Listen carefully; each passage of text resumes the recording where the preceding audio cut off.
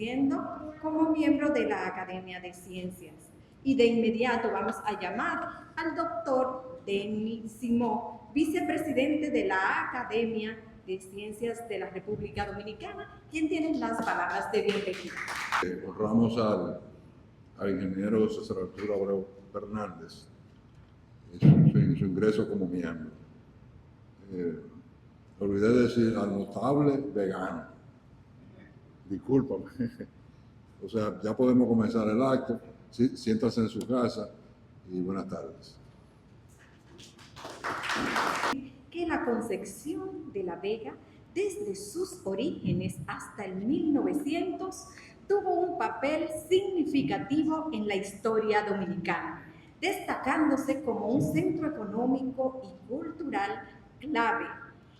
Su importancia radica en su fundación como uno de los primeros asentamientos españoles, su riqueza aurífera y posterior desarrollo como un importante centro agrícola y comercial. Vamos a llamar para la lectura de la semblanza al ingeniero César Arturo Fernández, que está a cargo del arqueólogo Adolfo López, quien es coordinador de la Comisión de Ciencias Sociales. Especialmente a nuestro nuevo compañero académico aquí presente. Yo lo primero que quería deciros es que es un orgullo y una inmensa suerte para la Academia de Ciencias el poder contar con un intelectual de la talla de César Arturo Abreu, que además es de La Vega, porque es que necesitamos que haya académicos que representen a todo el territorio nacional, y La Vega es uno de los sitios más interesantes, más bonitos y sobre todo con más historia que hay en la República Dominicana. Y quién mejor para representarlo en esta institución que uno de los estudiosos más reconocidos de la historia de La Vega, que es César Arturo Abreu. César Arturo Abreu nació en La Vega el 18 de enero de 1940, ¿quién lo diría con lo bien que se conserva? Se graduó de ingeniero civil en la Universidad de Columbia, en Nueva York, y en el 1966, y posteriormente realizó estudios de especialización de ingeniería estructural. Después de ejercer su profesión en la ciudad de Nueva York, regresó a La Vega en el 68 a instalar su oficina de ingeniería, proyectos e inversiones. Fue presidente fundador de la Regional Norcentral del CODIA, miembro de las sociedades técnicas y científicas American Society of Civil Engineers, American Concrete Institute, Columbia Engineering Alumni Association, y recientemente miembro de número de la Academia de Ciencias de la República Dominicana, cosa que nos llena de orgullo a todos los dominicanos. Es socio y es presidente de la Asociación para el Desarrollo de La Vega, una asociación muy conocida con la que he tenido la inmensa suerte de trabajar en muchas ocasiones y que da unos frutos espectaculares en todos los ámbitos. Cámara de Comercio y Producción de La Vega, Instituto Vegano de Cultura, Unión Deportiva Vegana y la Unión Carnavalesca Vegana, que también tiene su historia. Es presidente fundador del Banco de Desarrollo del Valle, hoy ADOPEM, y asesor permanente de la centenaria Sociedad Cultural La Progresista. Además, fue comisionado de distrito y vicepresidente de la Asociación de Scouts Dominicanos, recibiendo de esta institución su máximo galardón, la Trinitaria de Plata. Los Scouts son una institución con mucho peso en este país. Aquí en Santo Domingo tienen 2 calles nada menos dedicadas, o sea que no es cualquier cosa. Es coronel del Cuerpo de Bomberos de La Vega, rotario desde el 68, fue gobernador de distrito 4060 del Rotary Internacional, y en el 94 representó al presidente de Rotary Internacional en la conferencia de distrito celebrada en Oaxaca, México, y en el 98 al distrito 4060 en la India. En el 94 fue declarado como hijo meritorio del Ayuntamiento de La Vega. Fue docente del Liceo Pepe Álvarez, de la Universidad Nacional Pedro Enríquez Ureña, vicerrector de la Universidad Católica del Cibao, donde fue galardonado con el título de doctor honoris causa, que no es poco, miembro del Consejo de Regentes del Instituto Tecnológico del Cibao Oriental, ITECO. En el 2019 le fue otorgado un reconocimiento por la Academia Dominicana de la Lengua en atención a sus méritos lingüísticos y literarios, entre otros. En lo deportivo fue presidente de la Unión Deportiva Vegana, presidente de los 9º Juegos Deportivos Nacionales, fundador del Templo de la Fama Deportista Vegano.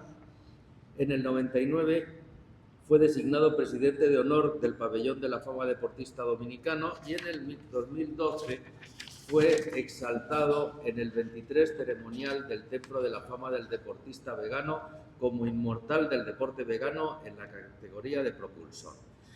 Y que nos ayude y que nos apoye en todo lo que necesitamos, y qué bien que además sea de La Vega. Muchísimas gracias. Yo quiero un aplauso para nuestra nueva. Llegamos al plato fuerte de la noche, el discurso de ingreso titulado Abreu Fernández.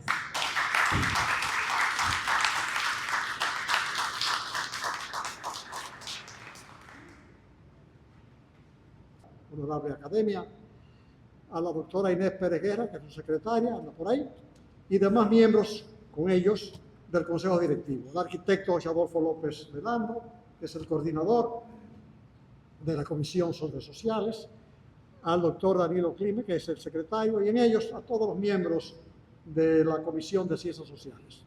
Sean mis primeras palabras de gratitud, en primer lugar, al Hacedor de todas las cosas, por las múltiples bendiciones que yo he recibido. En segundo lugar, deseo dar constancia de mi más profundo sentimiento de gratitud al Consejo Directivo de esta Academia de Ciencias de la República Dominicana por haber acogido favorablemente la recomendación hecha por la Comisión de Ciencias Sociales al seleccionarme como candidato a miembro de número de esta academia. Quiero agradecer a su expresidente, doctor Luis Checker Ortiz, por haberme incentivado a pertenecer a esta institución.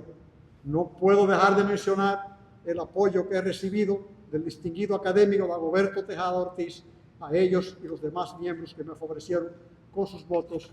Muchas gracias. Quiero hacer una breve introducción. Vamos a hablar de La Vega, de la concepción de La Vega.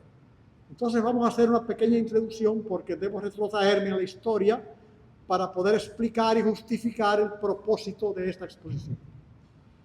La concepción de La Vega, desde siempre gentil y estudiosa, se ha caracterizado por aportar al espíritu de la nacionalidad dominicana recios puntuales y derroteros de luz, donde afianzar su destino. Sus hombres y mujeres de acciones bélicas y libertarias han desempeñado roles trascendentales e inseparables de nuestro devenir como nación. Son héroes y heroínas cuyos nombres no pueden ser excluidos del proceso independentista y restaurador de la República Dominicana. De igual manera, están los que con su intelectualidad y luces han contribuido grandemente a la conformación de la dominicanidad, quienes siempre entendieron, esto es importante, que la gota es derramada en procura de la libertad en el campo de batalla, que si bien es cierto que al filo de la espada se cortan las cadenas de la esclavitud, no es menos cierto que es en las aulas, en el estudio y en el trabajo donde se enraizan lo que es el punto inicial y el punto final de la patria anhelada. La Vega ha sido consecuente con esos dos principios, libertarios e intelectuales. Las conjunciones de estas actitudes, de manera particular, las que tuvieron efecto desde la proclamación y restauración de la República a mediados del siglo XIX hasta el final de este siglo, produjeron acontecimientos en los órdenes patrióticos, culturales, demográficos, urbanísticos, económicos, lo que por sus impactos regionales y nacionales contribuyeron decididamente en la consolidación de la patria en sus albores. Acontecimientos que consecuentemente no pueden ser excluidos del proceso historiográfico de la República Dominicana. El propósito de esta exposición es fundamentalmente reivindicar esos hechos como una manera de que la concepción de La Vega se le reconozca un lugar primigenio en la conformación y afianzamiento de la dominicanidad en sus múltiples facetas. Veremos cómo. Vamos al Génesis. ¿Cómo se originó La Vega? ¿De dónde sale? sus inicios, de dónde nacieron. Vamos a montarnos las carabelas de Colón. Pero en el segundo viaje, el 25 de septiembre de 1493, un gris otoñal en España, Cristóbal Colón zarpó del puerto de Cádiz, España, en su segundo viaje al Nuevo Mundo, llegando a nuestra isla el 27 de noviembre de ese mismo año. Luego de no encontrar sobrevivientes de la guarnición que dejó en el fuerte de la Navidad, de su primer viaje, continuó navegando por la costa norte y a principios de enero de 1494 fundó la ciudad de La Isabela. Así las cosas, el 12 de marzo siguiente decidió explorar la isla, marchando hacia el sur, atravesando la cordillera hoy conocida como septentrional, por el lugar llamado el Paso de los Hidalgos. Alcanzó a ver una fértil llanura que él bautizara con el nombre de Valle de la Vega Real. ¿Pero qué vio Colón? ¿Qué pudo haber sentido?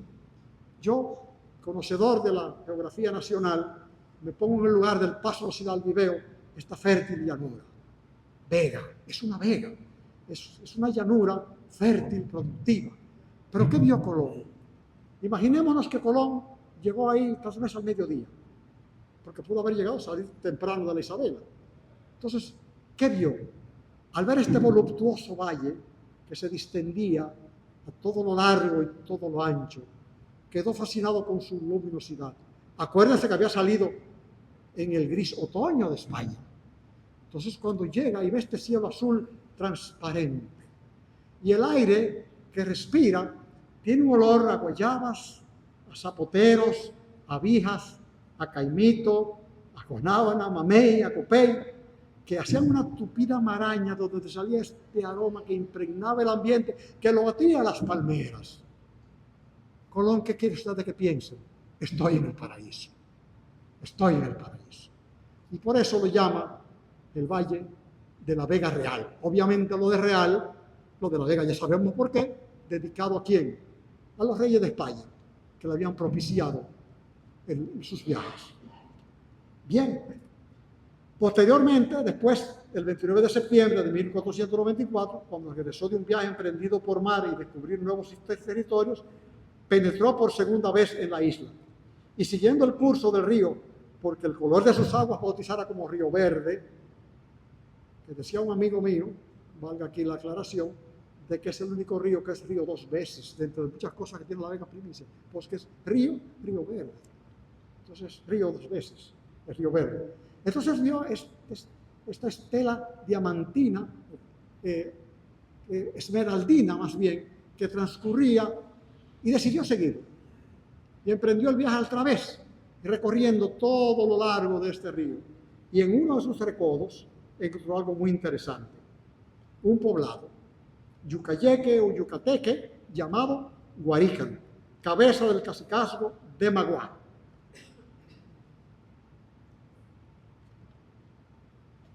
Tenemos que ver la figura número 1, la número 1, sigue para atrás, la número 1, esa sería la Vega Vía. Bueno, exactamente. Tal vez no es exactamente el cacicazgo de Maguá, pero es que podía el cacique Guarionex, a su llamado, reunir 16.000 guerreros, Cuchucayaque, que él encontró. En realidad era un poblado. Y en la última etapa de la Edad de Piedra. Ellos no conocían el idioma escrito, pero sí podían esculpir, tenían entonces, creían en sus dioses, tenían una filosofía de vida, eran conocidos también ellos como los que vinieron. ¿De dónde vinieron? Porque es importante que los veganos sepan que el origen nuestro es precisamente el Guarícan. Y entonces, ¿cuándo se fundó el Guarícan? 700 años antes de la llegada de Colón. O sea, cuando Colón llega, ya estaban ahí establecidos los Guarionex y sus indios. ¿Y habían salido de dónde? De Bahía de Ostiones, de Puerto Rico. Por eso la cultura nuestra, que es un arqueólogo, es la ostionoide. Es la cultura que tenían los indios que habitaban el Guarícan. Pero sigo.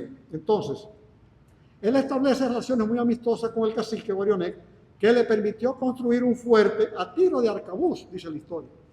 Un tiro de arcabuz, 50 metros más o menos, de donde estaba la aldea. Ahí construye entonces Colón el primer fuerte que construye ya en el interior del país, que le llama con el nombre de La Concepción.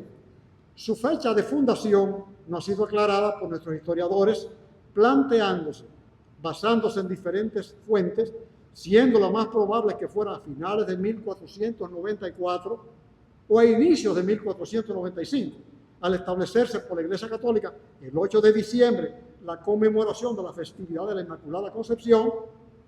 Algunos historiadores, por la costumbre de los españoles de designar con el nombre del santoral del día los asentamientos establecidos, San Felipe de Puerto Plata, San Pedro de Macorís, San Francisco de Macorís, en fin, asumieron que esa fue la fecha de la fundación de la Concepción de la Vega. Ajá, pero ignoraban algo, porque no tenían por qué saberlo tampoco. ¿De dónde viene el que el 8 de diciembre se conmemora la festividad de la Inmaculada Concepción? ¿Desde cuándo? El Papa Pío IX la estableció en el año 675 después de Cristo. O sea, si Colón viene en el 1492, y entonces la festividad está ahí, pero está bien. Colón entonces podría haber sido un advocado de la Virgen de la Inmaculada Concepción. Pero el 8 de diciembre, cuando no existía, cuando el Papa Pío IX ya la fija definitivamente en el 1854. Eso me llamó un sacerdote la atención y decidimos investigar. Resulta que la fecha del 8 de diciembre está asociada rápidamente con el milagro de Empel. ¿Qué es el milagro de Empel? En el 1585, las fuerzas españolas luchando en los Países Bajos se ven rodeados muy desfavorablemente por el ejército de los Países Bajos.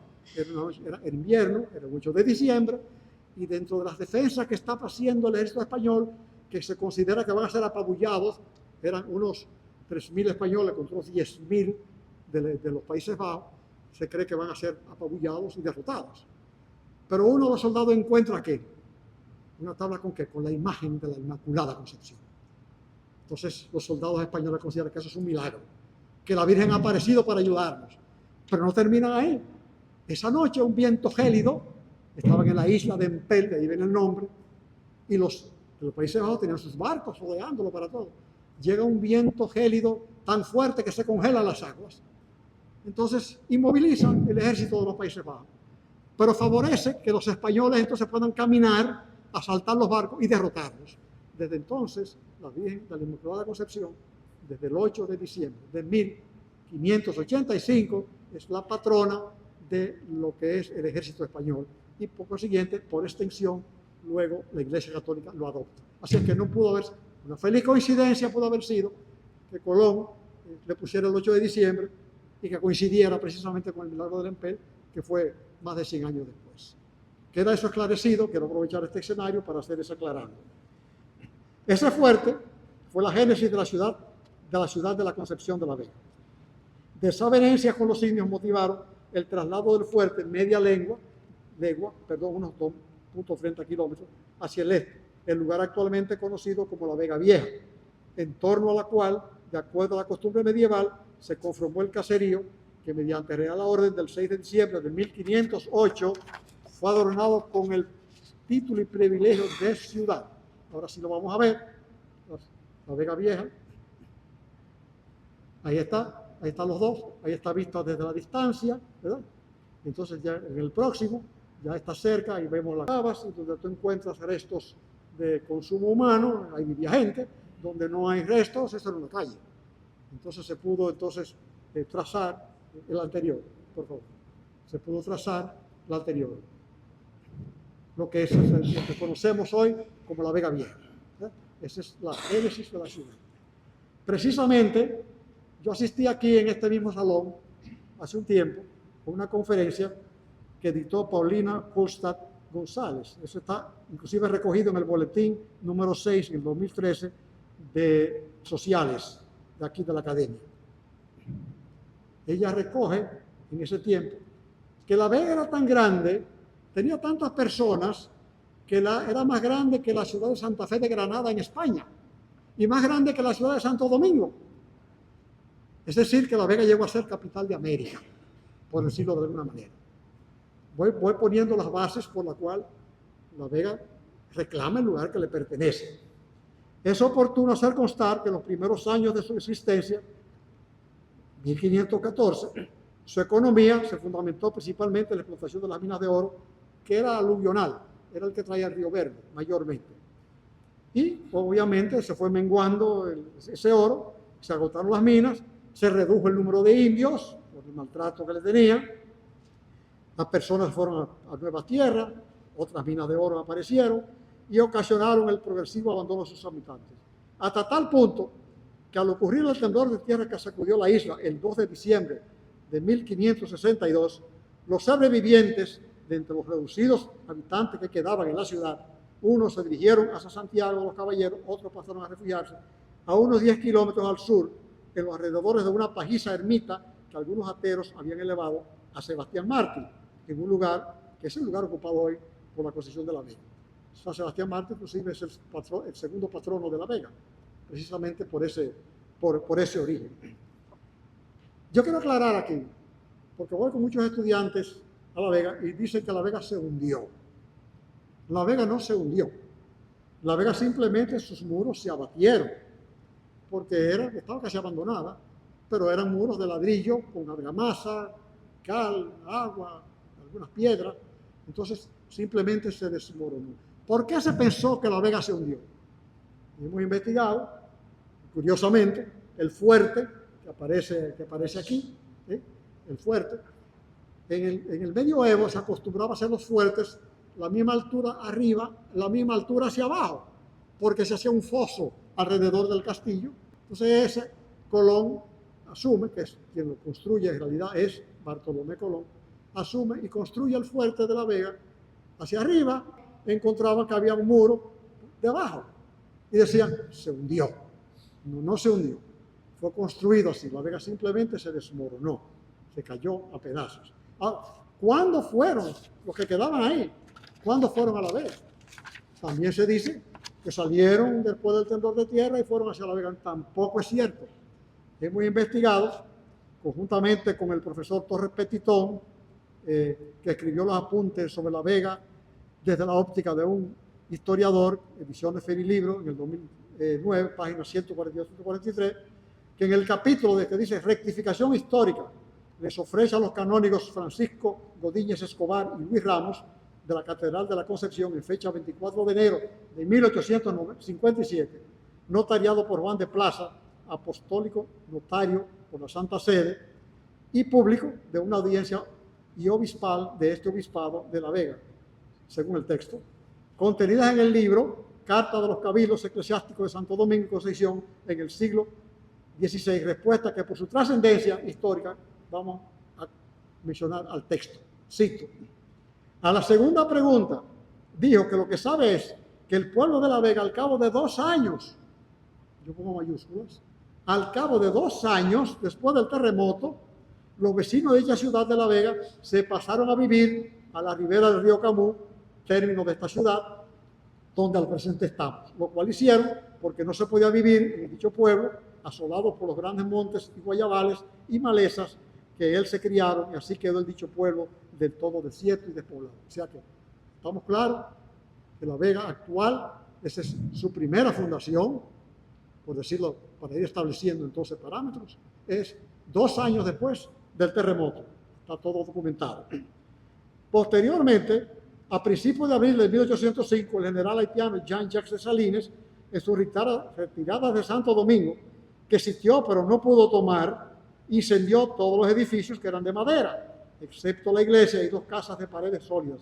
Sobre esas cenizas, atraídos por la prédica de un sacerdote de la Orden de San Agustín, el que Concepción, producto de investigaciones, después de haber hecho muchas investigaciones, identifica como Fray Sebastián José de Vives y sus antiguos habitantes, que se habían refugiado en los campos y montes aledaños, decidieron retomar y reconstruir la ciudad. Esta fue su tercera y última fundición. O sea, la primera, el fuerte, donde está La Vega Vieja.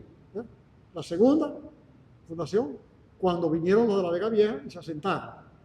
La tercera, cuando estos habitantes se van a las montañas huyendo a Jean-Jacques Dessalines y regresan atraídos por el sacerdote, y esa es su tercera y última fundación. O sea que La Vega ha sido fundada 3 veces. Eso consta en el libro de Mario Concepción, La Vega, Relación Histórica, Sociedad Dominicana de Geografía, volumen 16. He tenido la buena noticia que me ha dado el vicepresidente Denis Simón de que va a ser editado y puesto a circular nuevamente esa edición, que es prácticamente la historia completa de la Vega que tenemos en estos momentos.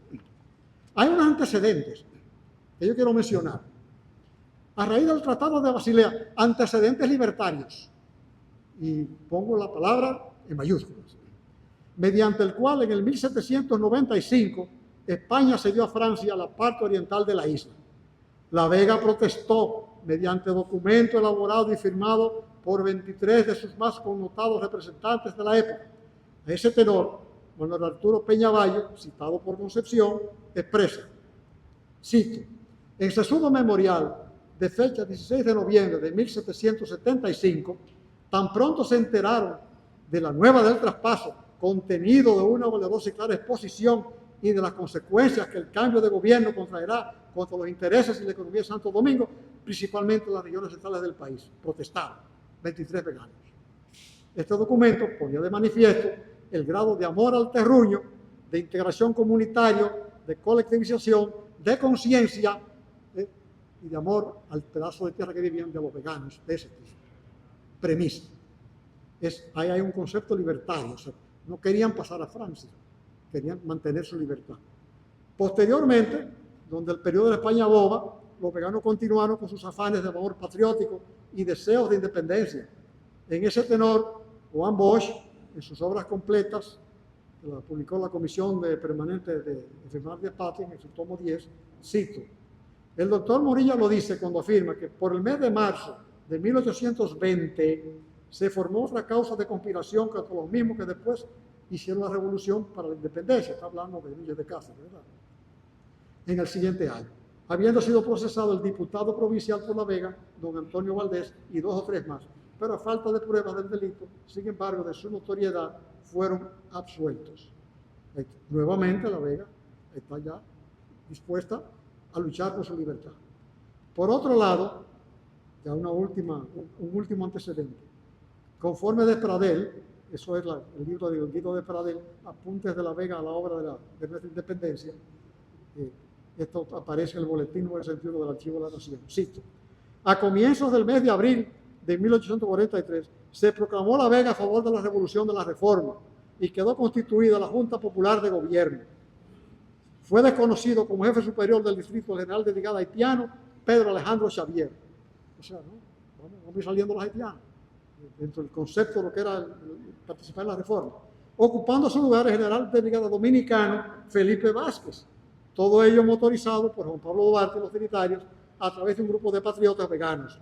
Este sería el preludio de los acontecimientos que se desencadenarían a principios de 1844, culminando con la proclamación de la independencia nacional del 27 de febrero. Ahora, la independencia nacional. ¿Qué hizo La Vega? Obviamente, el 27 de febrero se proclama la independencia. Así las cosas, el lunes 4 de marzo de 1844 llegó a La Vega, enviado desde Santo Domingo por la Junta Central Gubernativa, Pedro Ramón de Mena, para informar lo sucedido la noche del 27 de febrero, encontrándolo todo preparado y hasta la bandera hecha por las hermanas María de las Angustias, Carmen Manuela y María Francisca Villa y del Oro. ¿Ustedes se imaginan? Este señor llega, digo que lo sabían todo, estaban siempre esperando que le dijeran que ya estaba consumada la independencia, y lo encuentra todo preparado, y lo reciben, y lo llevan a una reunión en el ayuntamiento municipal con la asistencia de todas las notabilidades de la común. En medio de exaltadas expresiones, los veganos se adhirieron a la causa independentista. A seguida, una comisión fue a la residencia de las hermanas Villa a procurar la bandera de la nueva república, siendo izada por primera vez en el Cibao, cerca del mediodía de ese 4 de marzo, la bandera de la patria, acariciada por el sol y besada por la brisa sentinal, ondeaba teniendo como trasfondo un transparente cielo azul. En el Cibao, por primera vez,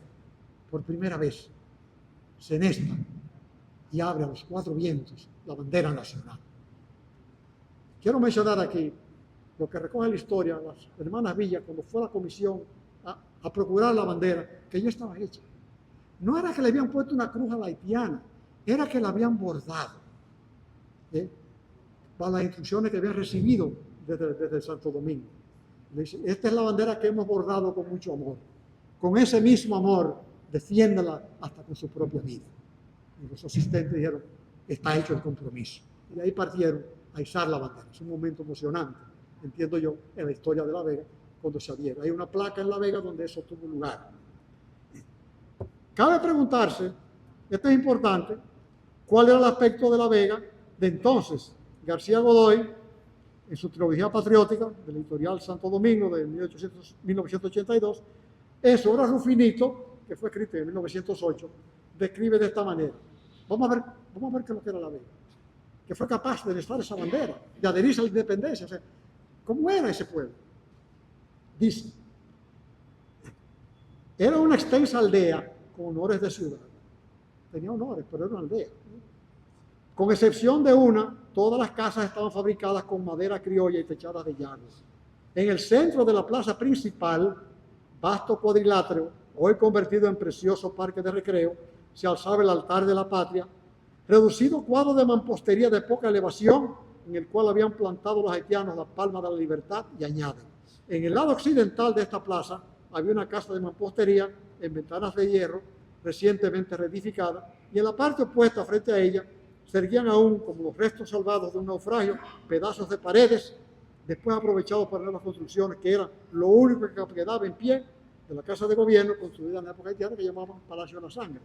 Se decía que se llamaba Palacio de la Sangre porque utilizaron dominicanos, futuros dominicanos, para ir a buscar las piedras al río y que las cargaban y que se llenaban de sangre. No, el haitiano llamaba Palacio de la Sangre a todas las gobernaciones que hacía. Aquí en Santo Domingo tenía su Palacio de la Sangre también. O sea, que era por eso que fue llamada, no porque tuvieran las piedras sucias de sangre. Eso no era cierto. Entonces, eso es lo que quedaba de la clase de gobierno. La iglesia, un montón de ruinas.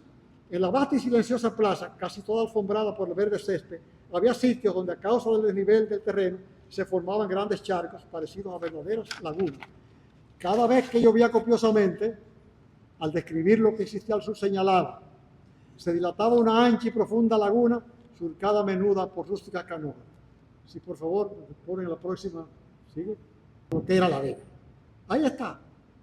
Eso era La Vega de 1844. Tenía, lo que son de La Vega, donde está hoy la gobernación, donde está el liceo, o sea, al sur había una laguna del ranchito tan grande que los domingos iban en barco, los enamorados con las desde luego iban vigilados siempre, con la matrona que iba en la canoa a cantar, a tocar. En el lado norte estaba la laguna del Pozo Verde. Ahí aparece, se lo ven ahí, es la que está arriba, ¿verdad? Entonces, al oeste, mira, la franja sur era el antiguo cauce del Camus, está la laguna de las Tunas.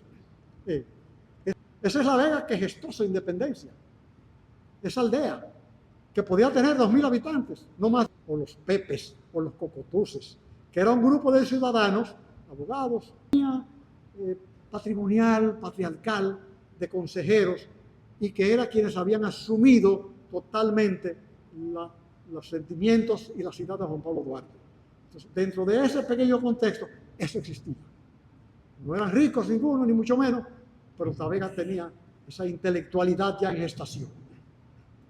Entonces, las calles eran de tierra, lo que en tiempo de lluvia se convertían en lodazales y en tiempo de sequía provocaban grandes polvaredas.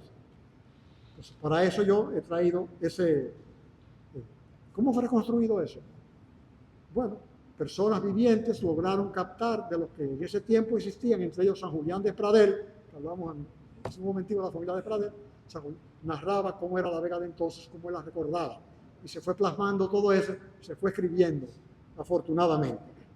Ahora, en lo relativo a las viviendas mencionadas por García Godoy, es bueno que veamos cómo vivían, se corresponden con la denominada vivienda vernácula, que es el resultado de la evolución y transformación del bohío de los indios de planta cuadrada, roestonea hispaniolana, pisos de tierra muy barrida, en ocasiones mezclada con un poco de ceniza, y en algunos casos de ladrillos, techo a 2 aguas, utilizando las hojas de la palma real, Sabal dominguensis, y la yagua de la palma real.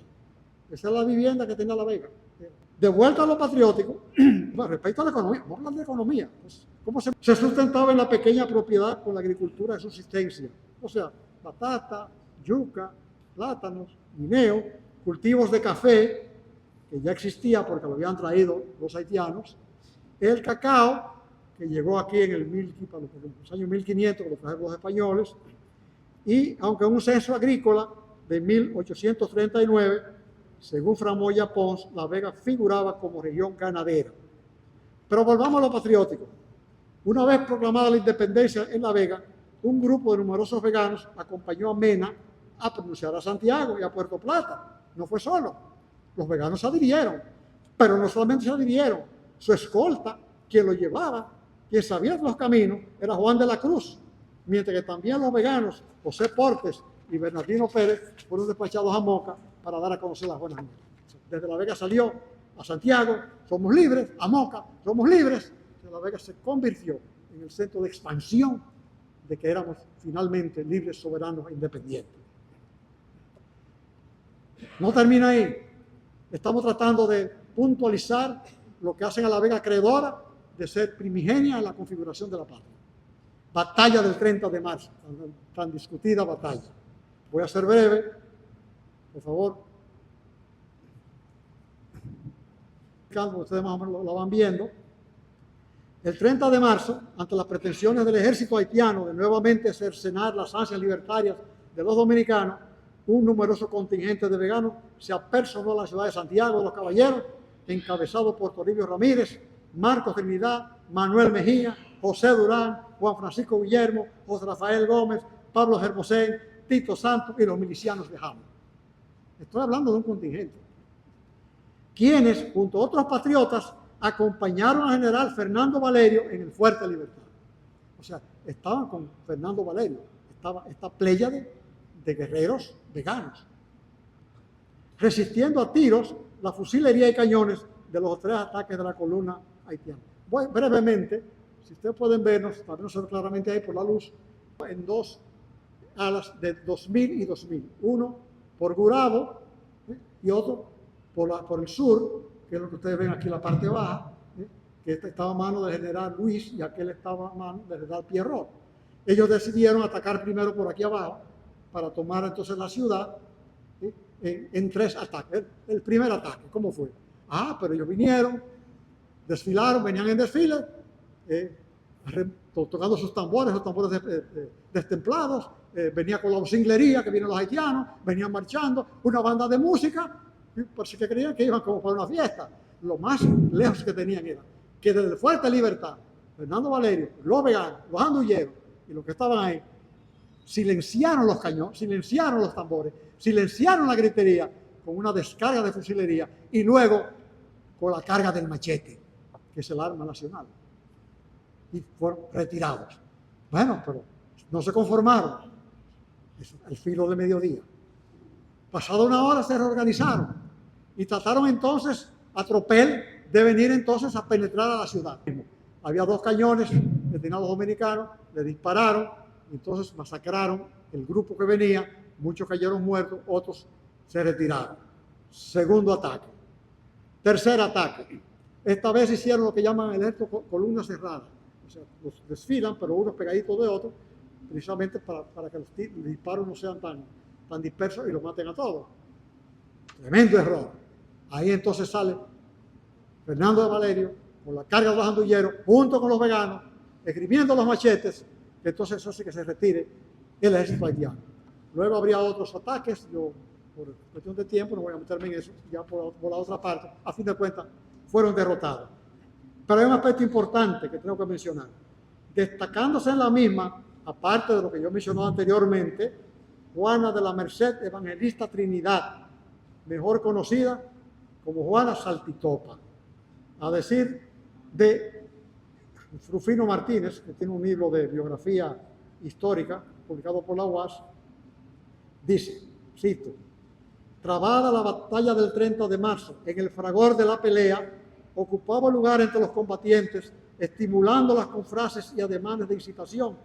Seco por un instante los cañones de la línea de fuego donde ella actuaba, fue al río más de una vez a buscar el agua necesaria, mostrando un gesto de atrevimiento que por sí valía para mantener en alto la moral de las tropas. Por su comportamiento insuflador de coraje en ese memorable día y los anteriores los compañeros la llamaron en lo adelante la coronela, que fue su distintivo. No iba sola. Aparte de lo que dice aquí, tuvo la capacidad de aglutinar las mujeres de Santiago, porque ella sola no podía dar abasto para darle agua a los soldados y a la vez enfriar los cañones. Y ella, con el liderazgo que mostró, logró aglutinar a las mujeres de Santiago, que Radamés Umbría, como historiador, las llama los satélites de Juana Saltitopa. Entonces, ellos fueron parte importante. Hay que mencionar aquí que, aparte de agua, a los soldados le damos un traguito de ron. Eso también ellos lo hacían, incentivaban. Pero también lo incentivaban: vete a luchar, ve a pelear, es la patria, ándame fulano, ve tú. O sea, todo eso lo hace ese grupo de mujeres. Pero lo grande de todo esto es que ella recibe oficialmente el título de la coronel. Primera mujer de América que recibe el título de coronel. Lo tenemos nosotros. Vendrían otros después. Pero La Vega tiene el honor de haber producido la primera coronela que luchó de verdad en América. Como puede apreciarse, la participación del contingente vegano revistió gran importancia en el triunfo de la causa nacional. Y ahora, ¿qué viene? Duarte presidente. Oh, Duarte presidente. Vamos en elecciones. Duarte presidente. Duarte estuvo en La Vega. Voy a citar a su hermana Rosa Duarte, en una publicación, Apunta Rosa Duarte, del Instituto Duartiano, en su volumen 7. Duarte salió el 25, llegó a La Vega el 25 de julio, y estuvo hasta el 29. Él fue por 3 días, pero fue tanto lo que se integró, tan bien que se sintió con los veganos, que se quedó un día más. Eso está recogido por su hermana Rosa Duarte. Dice Rosa Duarte: llegó a las Luisas, al salir de la capital, hasta el 23, llegando a La Vega al 24 Cotuí, donde permanecería hasta el 21. Cuando sale para La Vega, es donde se le recibe con aclamaciones de júbilo. Las autoridades, acompañadas del pueblo, salen a recibirlo, conduciéndolo a la iglesia, en donde se canta un Te Deum. El padre Eugenio Espinosa, después del Te Deum, recibe en casa del comandante de la plaza una comisión, aquí pongo mayúscula, el acta de pronunciamiento del pueblo para la presidencia en su persona a Duarte. La Vega, un acta levanta y quiere que Duarte sea su presidente. Y esto lo dice su hermana Rosa Duarte. Entonces, aparte de eso, otro dato más. En la página 167 dice: agosto 22, decreta Santana que, en virtud de 2 listas, una de los padres de familia respetables y otra de los oficiales del ejército, pidiéndose castigo a los traidores, a cuya cabeza figura el general Duarte, proclamado presidente de la República en La Vega, Santiago, Moca y Puerto Plata y demás pueblos. ¿Qué pasó en La Vega? Ya yo mencioné afanes libertarios, pero es La Vega que entiende que Duarte tiene un proyecto de nación.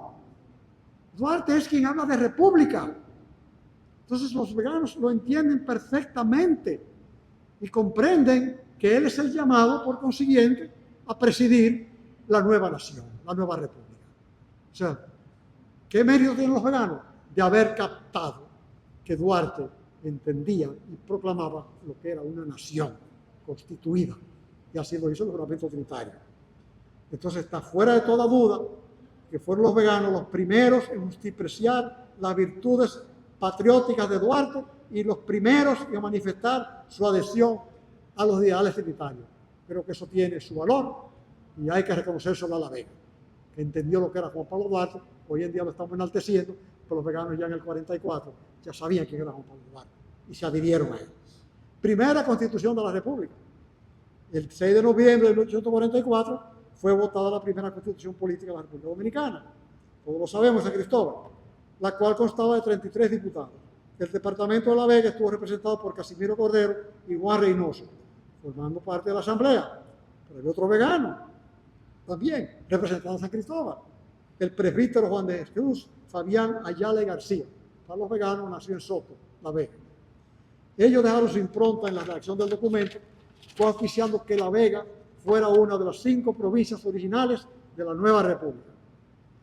Entonces, participamos en la creación de la primera constitución y también optaron ellos porque La Vega fuera reconocida como una de las primeras provincias. primicias de la Vega. La batalla de Bel-Air, que es lo que sigue, en el orden ya del tiempo que ha transcurrido, que tuvo lugar en el 1845 en el cerro de Bel-Air. Haití no cesaba de sus pretensiones de volver a ocupar la parte este de la isla. Para mediados de 1845, en el cerro de Bel-Air, próximo a la ciudad de Dajabón, los haitianos habían edificado un fuerte que por su naturaleza defensiva llamaron el Invencible. Ahí está. Ustedes lo ven, el circulito, pues es el fuerte. Y lo que ven en amarillo, esas son las tropas dominicanas, y claro, son las tropas haitianas. Los cuadritos que ustedes ven, el cuadrito que está abajo, si tuviera un pointer fuera más fácil, ese es los soldados, el grupo de la Vega, que está ahí.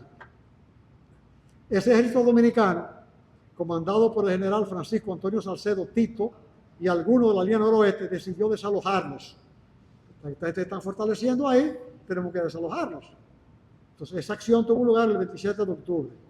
El mismo se dividió, ahí está, en centro, columnas derecha e izquierda, y la caballería. Y las tropas veganas formaban parte del centro y estaban al mando del general vegano Manuel Mejía. Hay que puntualizar que por 3 días estuvo lloviendo y no se pudo dar el asalto al fuerte. Entonces decidieron hacerlo de todas maneras. Un día que amaneció brumoso, pero no estaba lloviendo. ¿Qué pasa? Venían por la sabana de Bel-Air, los haitianos en el fuerte tenían un cañón y una culebrina, y entonces disparaban y le estaban haciendo muchas bajas a lo que era el ejército dominicano. ¿Qué decidieron entonces los veganos? Asaltar el fuerte, brincar las paredes y con el machete en la mano reivindicar la independencia nacional. Y así lo hicieron. El haitiano le tenía pavor al machete, al filo del machete, brillando por el sol cuando le esgrimía un dominicano. Y ellos penetraron en el fuerte, lo tomaron, el resto del ejército penetró, fueron derrotados. Había detrás un regimiento esperando para contraatacar haitiano, pero resultó que Juan Bautista Cambiaso, que estaba en un barco cerca de la Marina Dominicana, comenzó a bombardear a cabo haitiano y ellos creyeron que venían también a atacarlos por detrás y todos salieron huyendo. Quedó así entonces consagrada, por el momento, la independencia nacional. Fueron derrotados. Victoria en Bel-Air, gracias a la valentía de los dominicanos, de la que formaron parte, sin lugar a dudas, los veganos. Despradel da constancia de la participación de los veganos de la manera siguiente. Las tropas de la Vega se distinguieron de manera brillante en esta ocasión en la luminosa sabana de Bel-Air. Batalla de Sabana Larga. Bueno, ya pensábamos que ya no íbamos a pelear más. Ya habíamos terminado con la primera campaña. Ahora viene la segunda campaña. Entonces ya estamos en el 1856. Entonces los haitianos deciden nuevamente volver a invadirnos. Entonces vienen por el norte, como siempre acostumbraban, y por el sur. Por el norte vienen con 9.000 hombres, viene entonces a atacarnos. 9.000 hombres. Eso es un ejército para aquel tiempo poderoso, cuando los dominicanos no eran tantos. En el fragor de la batalla, en un momento en que debido a la superioridad numérica del enemigo, las tropas dominicanas sostenían el fuego en retirada. No sé si se ve, batalla de San Tomé. Ahí, yo traje la publicación, yo tengo ahí impreso en un folleto esta conferencia. Detrás están todas esas láminas a color. Ustedes la pueden procurar, están ahí a la salida, para que la vean bien clara y vean cómo estaba abajo en el mapa. O sea, el flanco izquierdo estaba siendo repelido en ese momento por los haitianos. Venían atacándolos, los haitianos se vieron también en dos y estos estaban ya derrotados prácticamente, estaban en retirada. Pero entonces Franco Vidó, que era el comandante del ejército, determinó, llamó a los veganos y le dijo: organícense, búsquense 500 hombres para que ustedes en toque traten de impedir esa derrota que nos están infligiendo. Entonces sale dentro de los soldados que están ahí un soldado muy especial en las aguas de San Rafael, hoy conocido como Villa Tapia, Benito Munción, vegano, quien también asume el liderazgo, junto con quién, con el padre Moya, con el padre Dionisio Valero de Moya, que era el capellán del ejército, pero el cura coge un fusil y coge un machete Y entonces atacan por la retaguardia al ejército haitiano que viene dominándolos y le infligen la derrota y tienen que retirarse. Entonces luego viene la batalla y se desenvuelve, y no voy a entrar en eso un poquito largo, pero gracias a esa acción se gana la batalla de Belén. Gracias a esa acción emprendida por los veganos, entre otros, que contribuyeron con Benito Munción. Y eso quiero decir que la división haitiana fue derrotada. Este evento de gran trascendencia, donde la acción de los veganos fue contundente, se habla, se dice, por razón, de que esa batalla ha sido calificada como la más grande de independencia y acaso la más sangrienta de las libradas en las Antillas, y que consolidó de manera definitiva la independencia nacional. Después de eso, ya Haití no ha vuelto, habrá vuelto por otras maneras, pero militarmente ya ahí cesó la amenaza de Haití con la batalla de la Sabana Larga. Pero seguimos. ¿Qué más han hecho los veganos para consolidar la patria? La Constitución de Moca. En el 1858, usted sabe que se constituye en Moca una asamblea, en los veganos participan con Cristóbal José de Moya, Casimiro Cordero, Juan Reynoso y al padre Dionisio Valerio de Moya. Debe haber una anécdota que recoge de Pradel de la batalla. El cura le dice, sacerdote al fin, padre, pero usted va, sí, yo soy tan patriota como el que sea. Bueno, después se dan cuenta que del cañón que estaba diezmando, que estaba armando un general haitiano, quien está encima del cañón con el bicornio del general, adivinen quién, el padre Moya. Había eliminado al general y como prueba de eso, como trofeo de guerra, se puso su bicornio. Entonces, eso lo recoge de Pradel como un incidente de la batalla, que yo creo que es interesante, porque peleaba todo el mundo. O sea, el patriotismo hervía. La Constitución de Moca, entonces ahí se ve, deja plasmada su impronta y su huella patriótica estos representantes. No voy a entrar en eso porque todos conocemos la Constitución de Moca. Pero viene la restauración, porque nunca hemos salido nosotros de tener que luchar y luchar y luchar para reivindicar la patria. Bueno, y La Vega le corresponde el honor de haber sido el primer pueblo de la República que secundó el grito restaurador de Capotillo. El primer pueblo. El 16 de agosto es proclamado el grito de Capotillo. Pero quien se adhiere a eso como pueblo, el día 26 es La Vega. Pero es una lucha desigual. En La Vega, lo que saben de La Vega, que hay varias personas aquí donde está el ayuntamiento, ahí estaba el cuartel español, donde había 200 dragones españoles, 200 soldados acuartelados. Basilio Gil se aventura con 60 hombres en tomar el fuerte. Y avanza. Está oscureciendo, lo protegen los matorrales, pero luchar 200 contra 60, obviamente era muy difícil ganar la batalla. Basilio Gil termina, tenía un cañón, los españoles puestos en el frente, y le disparaban de ahí a los dominicanos. Basilio Gil abraza el cañón, ¿sí? Y dice, el cañón es mío, vengan. Se acercan los demás, pero obviamente la fusilería española, 200 hombres disparando, son muchos. A Basilio Gil los españoles entonces, en el cañón que está, cogen las bayonetas y lo masacran. Todavía te cuenta la historia de que todavía meses después la sangre de Basilio Gil estaba ahí. Tiene que retirarse, obviamente, porque no puede, pero para el 31 la presión fue tan grande y la impresión fue tan grande y la valentía que mostraron estos hombres fue tan grande que los españoles decidieron retirarse de La Vega hacia Santo Domingo. Y fue una derrota implícita por el valor con que 60 hombres, acompañados por Basilio Gil, asaltaron a 200 españoles, demostrándole que los veganos sabían dar su vida y luchar por la libertad. Igualmente, Emilio de Morici recoge los voluntarios que se distinguieron esa noche, los sargentos José Contín, Rafael Porte, los cabos Carlos Munción, Rodríguez, Regimio Pala, Juan Pla, Joaquín Mota, los soldados Sinfor Espín, José Ramón Reyes, José Ramírez, Felipe Pachocillo. Subsecuentemente, los veganos se integraron masivamente a la gesta restauradora, distinguiéndose en la batalla de la Sabana de San Pedro el 23 de enero de 1864. Entre ellos, en nota de Manuel Osvaldo Gómez, recogida por de Pradel, pelearon Salvador de Rosario, Calixto Meléndez, Melchor Mejía, Manuel Reyes de las tropas de La Vega quienes fueron de los prisioneros y sufriendo duro cautiverio en Ceuta hasta que se trasladó a Cádiz, donde quedaron en libertad hasta el caje de prisioneros. De igual forma, de Pradela se constaron. Además de los mencionados muchos hijos de la Vega, se distinguieron en nuestras guerras restauradoras y como acto de reconocimiento, perdonando a los que pudieron ser olvidados, permítasenos aquí recordar entre los muertos Juaniquito Gómez, José Antonio Persia, Jacinto Díaz, Esteban Viloria, Miguel del Rosario, alias Baqueche, y entre los vivos a don Chicho Trinidad y don San Julián de Pradera. Sin lugar a dudas, la participación de los veganos en la restauración fue altamente significativa. Ahora, durante los años ya posterior, debido a las hostilidades con Haití, la guerra restauradora con España, aparte de importantes aportes que la Vega hizo en esas dos gestas, sus demás aportes del estado de cosas, obviamente que experimentaron limitaciones.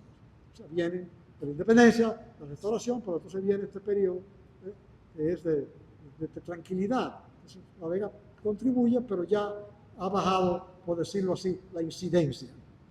Aún así, los productores de tabaco continúan exportando su producto por Puerto Plata, contribuyendo a las finanzas de los gobiernos dominicanos, y en lo concerniente a la actividad industrial, no sería temerario afirmar que la industria de los aceraderos, oiga bien, tuvo su nacimiento en la ciudad de La Vega, cuando el 15 de agosto de 1862, el padre Dionisio Valerio de Moya y su hermano Cristóbal de Moya instalaron en La Vega la primera máquina de aserrar movida por vapor, traída por Puerto Plata desde los Estados Unidos.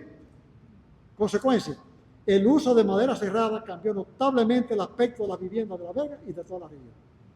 Ya tengo la primicia de haber ya traído ya como empresa primer aserradero del país.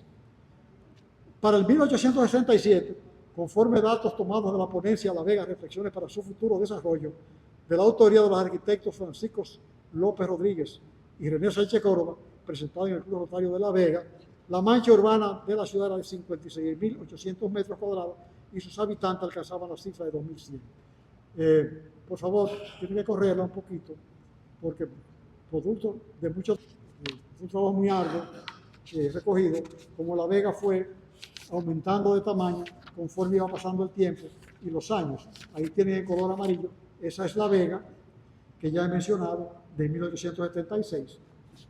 Creciendo. Tiene la roja, es la independencia, y es La Vega discretamente creciendo. Dale a la próxima. Yo, para ustedes que están ahí, ustedes ven lo que está detrás, diluido, esa es La Vega de hoy. Y lo que está color, por eso está puesto en ese plano. Sigue el próximo. Ahora, en el 1873 se produjo tendría importantes repercusiones en el ámbito comercial del país, al producirse la expansión del cultivo del cacao, movido principalmente para sustituir la siembra del tabaco, cuyo precio se había despreciado a nivel internacional. ¿Quiénes hicieron esos esfuerzos? Gregorio Rivas, todos lo sabemos, y Casimiro de Moya. Entonces, por otro lado, es importante destacar, para poder entender los acontecimientos futuros de índole nacional, en lo que La Vega influiría notablemente. En el 1876, La Vega contaba con 2.234 habitantes y su huella era de 65.983 metros cuadrados. Había experimentado un crecimiento de un 16.16% respecto al año 1877. ¿Tienes ahí? 1876. 1876. Figura número 10.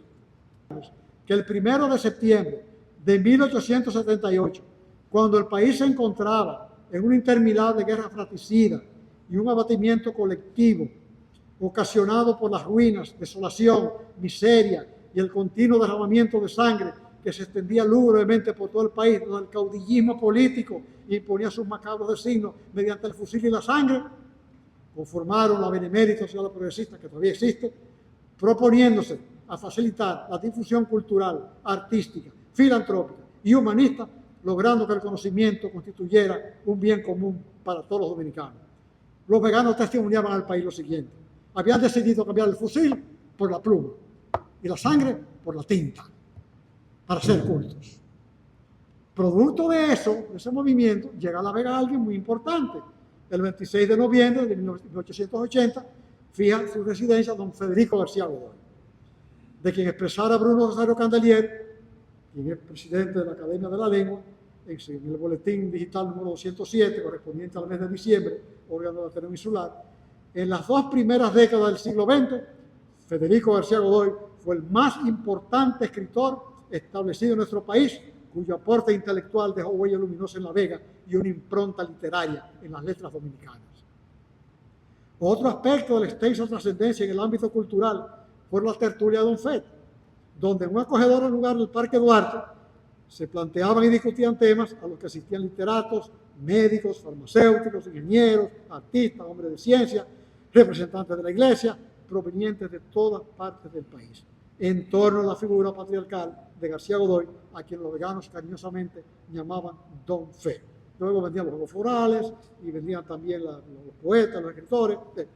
Decían, como están en el Parque de La Vega, debajo de una mata de limoncillo, que es muy grande, que ya no existe, que los cocheros que estaban ahí, los cocheros siempre estaban ahí parados, se acercaban a escuchar y decían que un cochero de La Vega era tan culto como el más culto de los dominicanos.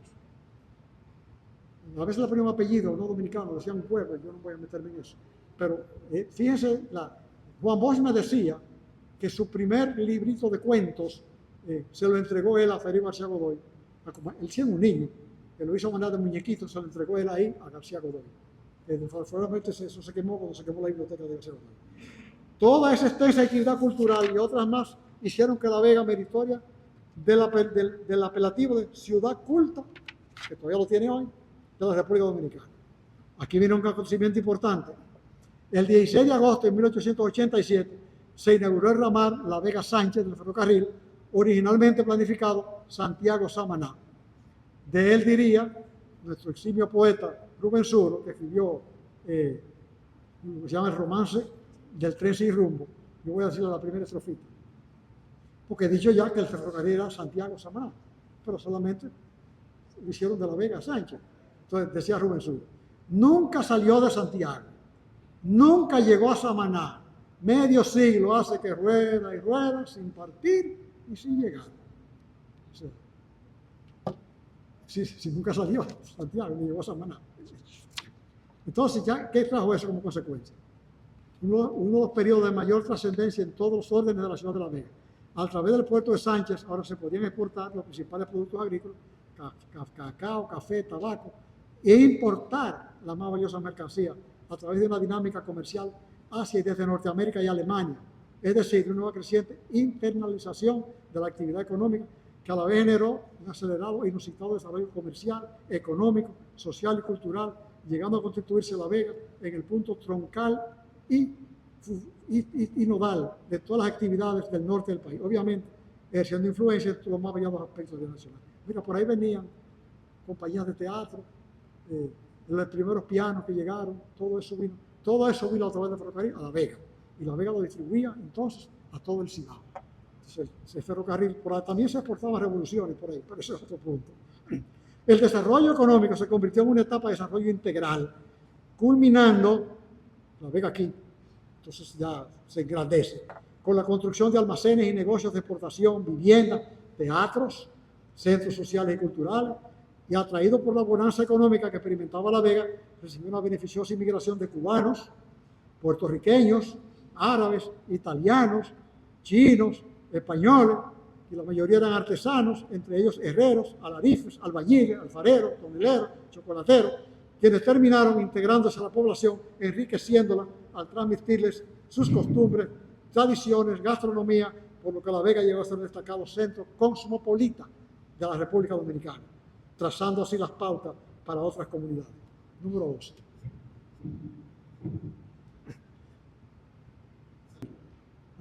Que ya mira La Vega ya cómo va creciendo. Desde el cultivo del cacao, tenía mejores precios, reemplazó la siembra del café, debido hasta el primer cuarto del siglo XX. Esta bonanza determinaría la historia del Cibao durante el periodo 1870-1930. Gradualmente, La Vega fue convirtiéndose en una ciudad pujante y su población creció de 2.234 en el 1876 a 3.406 en el 1898, para un crecimiento de un 52.46%. Es importante resaltar su influencia en el aspecto socioeconómico, debido a que empresarios nativos establecieron en La Vega por primera vez en el país factorías productoras de zapatos, fósforos, cigarros, que a la vez se fueron instalando una gran cantidad de tiendas, emergió una naciente clase media, constituyéndose un grupo difuso y pluriforme que incluía empleados, servidores públicos y empresarios de nivel medio, creándose nuevas oportunidades de mano de obra urbana asalariada, lo que a su vez generó una creciente migración hacia la ciudad. Todo esto influyó en la creación de un proletariado urbano dependiente del trabajo por jornales, conforme Michel Baur escribió un libro, La historia de un sueño, son los ferrocarriles dominicanos. Ello implicaba un cambio en el perfil socioeconómico del país, que a la sazón se caracterizaba por depender de una eminente economía agrícola. Fíjate cómo la Vega incide hasta en la conformación social de lo que era la República Dominicana de entonces, al tener esas características que ya yo señalaba. La presencia de la ciudad de Alarife, llegado del extranjero, motivó un profundo cambio en las normas y estilos arquitectónicos, quienes introdujeron principalmente el neoclasicismo, retomando el lenguaje de la arquitectura clásica de la antigua Grecia y la antigua Roma, implementada durante el mismo periodo victoriano, distinguiéndose también el eclecticismo, el republicano. Esta evolución arquitectónica de La Vega se vería reflejada en la edificación de las demás ciudades del Cibao. O sea, La Vega influye hasta en el aspecto arquitectónico de las ciudades que le rodean. Por su ejemplo, el perímetro que ocupa la ciudad es interesante. En el panfleto que yo le voy a obsequiar, yo tengo como un anexo un censo que se hizo en el 1898, el Ayuntamiento de La Vega, conjuntamente con la Sociedad Progresista, que tiene unos datos muy interesantes. Yo voy a señalar simplemente algunos. Para ese tiempo, el próximo, en el 1900 prácticamente, ¿verdad? Y ahí está La Vega, el ferrocarril que ya está casi por el medio, quedan algunos rezagos de las lagunas, pero ya es una ciudad con su... Dice el censo, 21 calles con 73 manzanas, con una superficie cuadrada de 6.400 barras, eso es 4.416 metros cuadrados.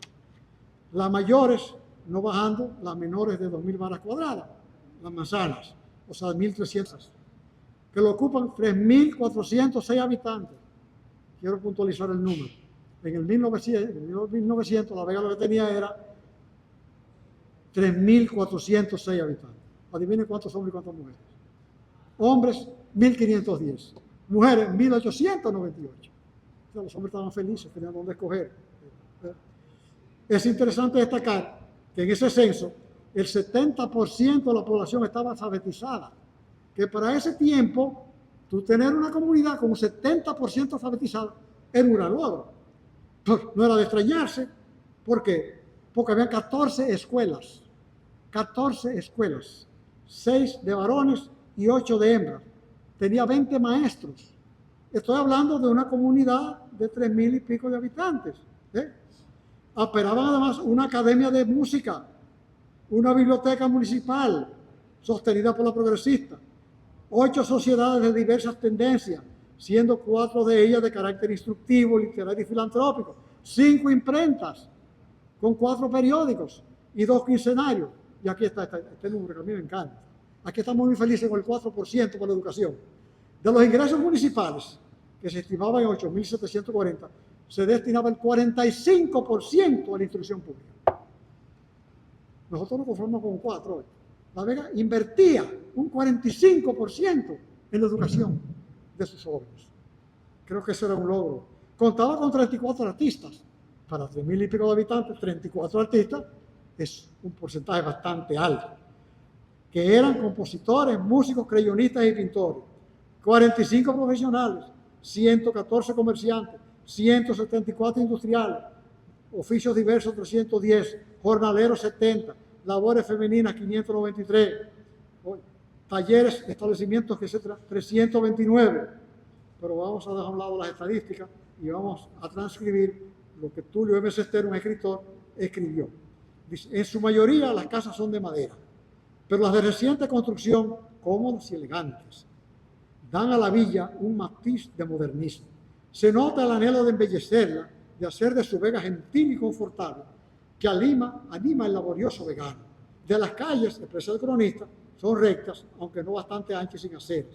Agrega que el número de habitantes y casas crecen cada día. La inmigración extranjera y de las demás provincias está solícita a ocuparse en provecho de las artes, del comercio, de la agricultura y de la industria. Para concluir, manifieste que el parque es lindo, tal vez el más bello del Cibao, en el cual las muchachas cultivan flores. Estos comportamientos humanos de La Vega son lo que definen la esencia de los pueblos. Por eso, La Vega, que yo debí mencionar, me van a permitir volver un poquito atrás, porque el aspecto religioso continuó. ¿Por qué lo menciono? Porque los fundamentos de esta nación son religiosos. Están en los fundamentos unitarios plasmados por Duarte. Entonces, ¿desde dónde viene eso? ¿Quién sembró esa semilla? Entonces, si nos podemos enfocar un poquito en la historia, vemos lo siguiente. En La Vega, primicias del Nuevo Mundo. Voy a leerlas. Colón plantó por primera vez la cruz cristiana en el continente. Colón había desembarcado con sus estandartes, con una cruz, pues era la cruz de los reyes católicos.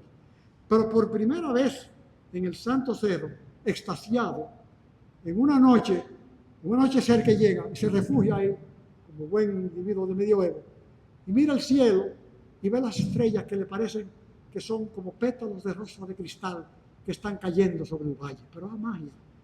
Cuando ve la luna no parece iluminar el valle, parece que la luz sale del valle e ilumina la luna. Pero ve a cruzar papagayos, ve a cruzar muchas como si fueran flechas radiantes, cotorras, guacamayos que existían, y ve todo esto y dice a su comandante: aquí está Dios, plantémosle una cruz en homenaje al Señor. Y por primera vez en América se planta la Santa Cruz, la Vera Cruz, en el Santo Cerro.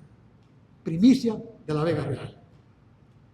Fueron bautizados los primeros indios, 16 indios, Guaticaba y su familia. ¿Y qué tiene eso que ver? ¿Eso es simplemente una ceremonia? No, no es una ceremonia. Cuando usted lo bautizan, cuando a Jesucristo lo bautizaron en el Jordán, que Juan el Bautista lo bautiza, algo desciende del cielo en forma de paloma blanca, que es aquel sacerdote, el Padre Guillermo, el Espíritu Santo. Cuando Fray Ramón Pané, auxiliado por un sacerdote, bautiza a los primeros 16 indios, ¿qué sucede? ¿Qué sucede? Que desciende por primera vez en el continente americano el Espíritu Santo. Y si usted va a La Vega hoy en día, aún existe ese magnetismo, ese sentimiento cristiano. Gente viene a bautizarse de toda parte de América, porque ahí existe, está todavía latente el Espíritu Santo, primicia de La Vega, que sentó las bases cristianas para la República Dominicana de hoy. Pero también el primer obispo es en La Vega, que viene y lo ocupa. Por consiguiente, constituye la primera catedral de América, primicia de La Vega. ¿Pero qué más? Pero por primera vez, Fray Pedro de Córdoba, antes que Fray Antón de Montesino, que dijera aquí su sermón, su superior, que era Fray Pedro de Córdoba, en la iglesia de La Vega, en la catedral, en presencia de los reyes católicos, también lanza esa admonición en favor de los indios. Primer mensaje de América en favor de los indios, que da pie a las leyes de Burgos y posteriormente a los derechos humanos. Primicia de La Vega, que hay que reconocerse. Fray Bartolomé de la Casa, defensor de los indios, da su primera misa, elige a La Vega para hacer su primera misa nueva, que tiene su valor en nuestra religión. De igual manera, se escribió el primer libro, que lo escribe Fray Ramón Pané, sobre la costumbre de los indios. Y yo pienso, dándole tal vez un poquito a mi imaginación, que se cantó la primera serenata de amor, que se dio el primer poema y que se dio el primer beso entre un indio y un español. Porque en La Vega es donde se autorizan y se llevan a cabo las primeras uniones interraciales. ¿Y qué quiero decir con esto? ¿Qué somos nosotros? Una unión interracial. Entonces la gestación de la dominicanidad, étnicamente hablando, tiene lugar en La Vega. Primicia de La Vega Real. Lo voy a dejar ahí porque se hizo azúcar por primera vez, entonces se acuñaron las primeras monedas. Entonces, estamos hablando de que hay sentadas unas bases que no pueden ni deben ser ignoradas por la historia ni por nadie más. Pero bueno, y en los deportes, porque ahora entonces ya estoy terminando. Entonces, en los deportes, mire, en el 1897 en el Parque Hostos se significó un partido de béisbol entre los equipos rojos y azules. De acuerdo, lo recoge Gobino Espino en un libro, fue un partido donde los equipos estaban uniformados, acompañados de sus respectivas madrinas, mientras una orquesta interpretaba aires marciales, paso doble. En realidad era un partido de béisbol con todas las formalidades, a lo que señala Espínola, cito, indiscutiblemente en La Vega le cabe la gloria de haber sido la primera ciudad deportiva del país en donde se conoció por primera vez el rey de los deportes, el béisbol. Esa tradición deportiva se prolongaría en el tiempo y La Vega llegaría a ser la ciudad olímpica, ¿verdad? Mire, eso lleva a tal punto. Yo tengo una resolución del ayuntamiento firmada por Enrique García Gómez, en donde decía, se prohíbe el juego de pelota que no sea los sábados y los domingos a partir de las 4 de la tarde. Tuvo que prohibirlo porque todas las tardes, a toda hora, los muchachos eran jugando pelota. O sea, se impregnó La Vega del ambiente deportivo. Estamos hablando de 1900, ¿verdad? Entonces, en el folclorismo, aparte de otras manifestaciones de carácter popular, una de las tradiciones más representativas arraigadas en el pueblo mexicano es el carnaval. Dagoberto puede dar testimonio de eso. Decía Abelino Stanley, que es académico de la lengua, el carnaval es la primavera de la identidad. O sea, no fuéramos dominicanos si no tuviéramos el carnaval. Eso es lo que quiere decir, es parte de lo que somos. En ese tenor Espínola lo dice que en el 1897 recorrió las calles de La Vega la comparsa La Culebra de San Juan. Explica claramente, recuerdo que en una ocasión en que se acercaba la tradicional fiesta de carnaval, lo que implica que se celebraba todo el tiempo. Y hoy esta ciudad, donde tienes su más alta expresión, esas celebraciones haciendo acreedora de su apelativo de carnaval. Voy a concluir. Todo lo que yo he expuesto aquí, sin lugar a duda, durante el periodo 1844, incluyendo la génesis que incluía al principio, constituyó un pilar fundamental en la conformación y consolidación de la dominicanidad y del Estado dominicano. En la defensa de la patria, aportó un sinnúmero de soldados que supieron congraciarse con la victoria y que gallardamente se enfrentaron con la ofrenda sagrada del sacrificio con tintes de heroicidad. En el aspecto económico, supo ser surco, cementera y productora de diversos rubros, propiciando significativas exportaciones a la vez que fortalecía el sector agropecuario, supliendo notablemente las necesidades alimenticias de toda una región, contribuyendo así a la estabilidad económica y alimentaria de la República en ciernes. Esa actividad económica propició el surgimiento de una pequeña burguesía y paralelamente una producción minifundista y una incipiente economía latifundista, dando lugar a clases sociales que fortalecieron el entramado social de la nueva nación. Sus aportes educativos y culturales ayudaron a la gestación de una conciencia nacional y de igual manera su contribución en el aspecto social, su impronta, ha hecho aportes sustanciosos en las tradiciones que singularizan el dominicano.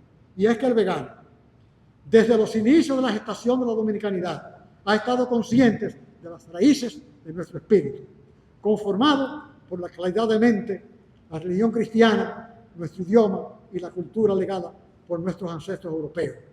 El amor a la vida, a los colores, al ritmo, a la cadencia y a una recia voluntad para sobreponerse a las adversidades heredadas del negro que vino de África.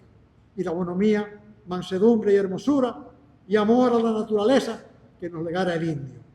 Ello ha hecho a los dominicanos seres humanos capaces de los más grandes triunfos y eso los ennoblece, y de los más grandes sacrificios y eso nos exalta. Consecuentemente, con ese postulado, los veganos se identificaron plenamente con el ideal duartiano de la nación, sintetizado en estos versos del patricio. Los blancos morenos, cobrizos cruzados. Me parece que estoy mirando aquí lo que él está diciendo. Los blancos morenos, cobrizos cruzados. Marchando serenos, bien.